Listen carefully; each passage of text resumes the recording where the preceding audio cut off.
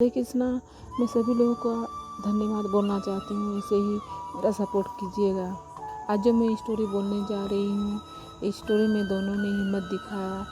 ज़िंदगी में जितने भी परेशानी आई, दोनों ने मिलकर सामना किया। राजू और सीमा एक दूसरे को पसंद करते थे, लेकिन उसके घर वाले राजी नहीं थे शादी के लिए। राजू के घर वाले साफ साफ इनकार कर दिए कि हम लोग सीमा के साथ तुम्हारा शादी होने नहीं देंगे। लेकिन राजू ठान लिए थे कि मैं सीमा से ही शादी करूँगा। सीमा राजू को बोली कि आप लोग घर वाले अगर हम मुझे नहीं पसंद कर रहे, आप मुझे भूल जाइए, मैं आपको भूल जाऊँगी। राजू साफ साफ बोलता है, नहीं, मैं तुम्हें नहीं भूल सकता हूँ। आज मेरे घर के लोग तुम्हें पसंद नहीं कर रहे हैं, लेकिन कल तुम्हें ज़रूर मेरे घर के लोग पसंद करेंगे।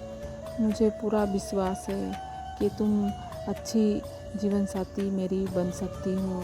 सीमा राजू को बोलती है, अगर तुम्हें मुझ पर विश्वास है तो मैं तुम्हारा विश्वास कभी नहीं तोड़ूंगी। तुम जैसे भी मुझे रखोगे, जैसे भी मुझे पहनाओगे, खिलाओगे, मैं कभी तुमसे शिकायत नहीं करूंगी। राजू बोलता है, मैं कभी भी ऐसा दिन नहीं आने दूंगा कि तुझे कभी खाने नहीं मिलेगा, कि कभी पहनने नहीं मिलेगा। मैं तुम्हारे हर ख्वाब पूरा करूंगा। राजू और सीमा दोनों शादी कर लेते हैं और एक घर किराया लेकर वहाँ रहने लगते हैं। सीमा के ससुर बहुत अच्छे रहते हैं। सुबह को भी खाने का सामान ला देते हैं और शाम को भी खाने का सामान सीमा को ला देते हैं। उसकी सास गुस्सा होती है, लेकिन उसके ससुर उसे अपनी बेटी की तरह मानते हैं। राजू भी उसके पापा को बहुत प्यार करते थे, इसलिए उसके पापा भी राजू को बहुत प्यार करते थे और सीमा को भी अपनी बेटी की तरह मानते थे। कोई और लोगों को देखने जाता या नहीं जाता, लेकिन राजू के पापा सुबह शाम उन लोग दोनों को देखने जाते हैं। खाने पीने का सामान भी उन लोगों को पहुंचा देते हैं। लेकिन राजू के माँ को ये पता नहीं रहता है कि उसके पापा जाते हैं उन लोगों के घर। उससे ही समय बीतता गया। एक उन लोगों का बेटी हुई। सीमा की बेटी बहुत कमज़ोर थी।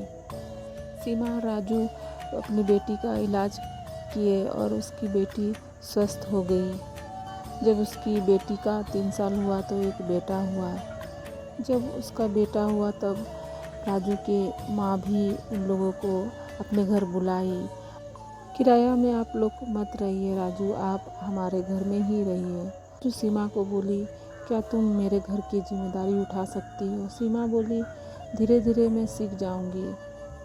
राजू की माँ बोली कि मैं हर चीज़ सिखा दूंगी, क्योंकि दो व्यक्ति जब एक घर में रहते हैं तो उन लोगों के इतने काम नहीं रहते हैं, लेकिन जब परिवार रहता है तो परिवार में बहुत सारे काम रहते हैं, बहुत सारे चीज़ों का ध्यान रखना पड़ता है। इसलिए राजू सीमा को पूछा कि तुम मेरे घर की जिम्मेदारी उठा सकती हो या नहीं उठा सकती हो? अगर उठा सकोगी तो हम मेरे घर जाएंगे, और अगर नहीं उठा सकती हो, तुम अभी तैयार नहीं हो, तो अभी हम अपने घर नहीं जाएंगे। सीमा बोलती, नहीं, कितने दिन हम अपने माता पिता से दूर रहेंगे, चलो चलते हैं और वहीं रहेंगे।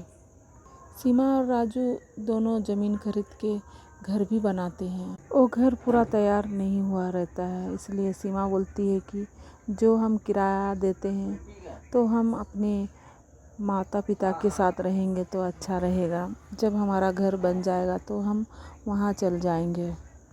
सीमा जाती है अपने ससुराल में, अच्छी तरह से हर जिम्मेदारी पूरा करती है, सभी का ध्यान रखती है, सभी को अच्छे से देखभाल करती है, सबका ख्याल रखती है। तब राजू सीमा को बोलते हैं, मुझे पता था कि तुम मेरी अच्छी पत्नी बनोगी और मेरे घर वालों को भी आप अच्छी लगोगी। इसलिए बोलते हैं, जो हम दिल से विश्वास करते हैं वो विश्वास हमारा ज़रूर पूरा होता है। राजू सीमा को बोलते हैं, तुम्हारे साथ कैसे मैं ज़िंदगी बिताया मुझे पता भी नहीं चला, और बहुत अच्छा ज़िंदगी में तुम्हारे साथ बिताया और बिता भी रहा हूँ। सीमा भी बोलती है, हाँ, आप ठीक बोले, मुझे भी नहीं पता चला कि ज़िंदगी में आखिर दुख क्या होता है। आपके साथ हर मुश्किल आसान होते चला गया। कब हमारे बच्चे बड़े हो गए मुझे भी पता नहीं चला। ये स्टोरी सुनाने का उद्देश्य मेरा यही है कि कभी भी हार नहीं मानना चाहिए। जिसे हम अपना जीवन साथी मानते हैं उस पर विश्वास करना चाहिए।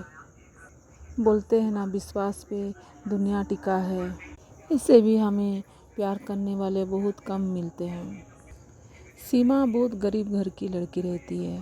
वो कभी सोची भी नहीं थी कि राजू जैसे उसे जीवन साथी मिलेगा और उसका इतना ख्याल रखेगा कि कभी भी उसे नहीं एहसास होने देगा कि वो एक गरीब घर की लड़की है।